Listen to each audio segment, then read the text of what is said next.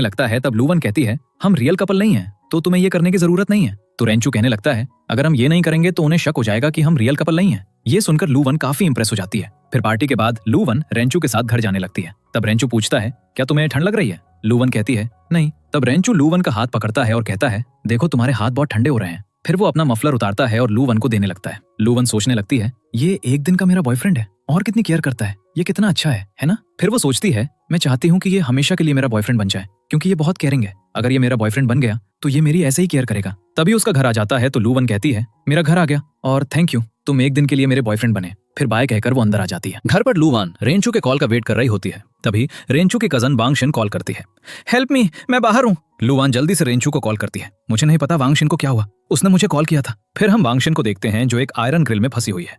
लूवान वहां आती है और अपना सिर उसी ग्रिल के अंदर डाल देती है और कहती है, तुम्हें क्या हुआ? उसे देखकर वांगशिन सोचने लगती है, इसने भी अपना सिर अंदर डाल दिया, पर मेरा बाहर क्यों नहीं आ रहा? तभी रेंचू वहां आता है और कहता है, तुम्हारा मुंह इतना बड़ा है और तुम्हें पता था कि तुम यहाँ फंस जाओगे, तो तुम अपना चेहरा यहाँ लाई ही क्यों? थोड़ी देर बाद शी बाई भी वहां आता है और दोनों वांगशिन को बाहर निकालते हैं। फिर रेंचू वांगशिन की मॉम को कॉल करता है और कहता है, हमें वांगशिन मिल गई, मैं आपको लोकेशन भेज रहा हूँ। वांगशिन की मॉम वहां आती है और वांगशिन से कहती हैं, चलो मेरे साथ कार में बैठो। वो देखती हैं कि रेंचू के साथ एक लड़की है, तो वो रेंचू से पूछती हैं, ये कौन है? लूवान अपना नाम बताती है। तब रेंचू कहता है, ये मेरी फ्रेंड है। फिर उसकी आंट वहां से चली जाती है।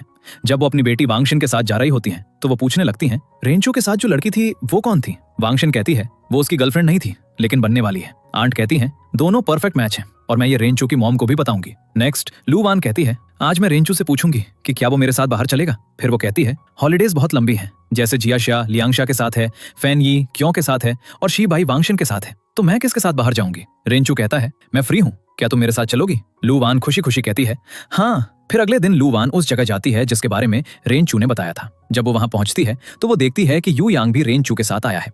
उसका मूड वहां खराब हो जाता है। फिर दोनों मछलियों को देखने लगते हैं और दूर से हाथ हिलाने लगते हैं। दोनों के बीच एक रोमांटिक सीन चल रहा होता है।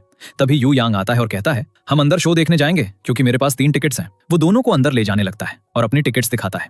तब उसे एहसास होता है कि उसकी टिकट्स एक्सपायर हो चुकी हैं। ये सुनकर रेंचू और लूवान दोनों एक दूसरे का हाथ पकड़ते हैं और वहां से भाग जाते हैं। अगले सीन में शी बाई लूवान से कहता है, मुझे एक ऑपरेशन के लिए जाना है और तुम भी वहां मेरी असिस्टेंट बन जाना, क्योंकि बाकी लोग बहुत बिजी हैं। लूवान बहुत खुश होती है कि उसे ऑपरेशन देखने को मिलेगा। फिर लूवान ऑपरेशन रूम के बाहर खड़ी होती है और अपना मोबाइल यूज कर रही होती है। तभी सीनियर डॉक्टर आते हैं और उसे डांटते हैं, ऑपरेशन 15 मिनट में शुरू होने वाला है और तुम अभी भी अपने मोबाइल में बिजी हो। जल्दी से अपना मोबाइल बंद करो और यहाँ ऑपरेशन देखने के लिए खड़ी हो जाओ। जब ऑपरेशन के बाद बाहर आते हैं तो पता चलता है कि लूवान बाहर सो रही है। ये देखकर शी बाई उसे उठाने लगता है। जब लूवान अपने सीनियर डॉक्टर को देखती है तो वो कहती है,